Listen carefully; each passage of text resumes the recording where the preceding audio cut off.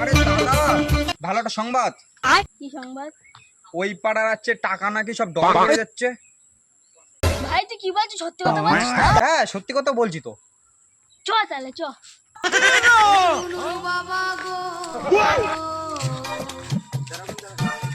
ওই দেখ।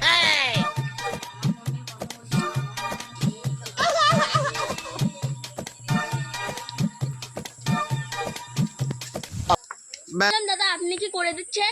কি করে দিচ্ছি? মানে আমি বলতে চাচ্ছি আপনি কি টাকা ডবল করে দিচ্ছেন? হ্যাঁ, আমি টাকা ডবল করে দিচ্ছি তো। দাদা আমার টাকাটা ডবল করে দিন তো 200 টাকা।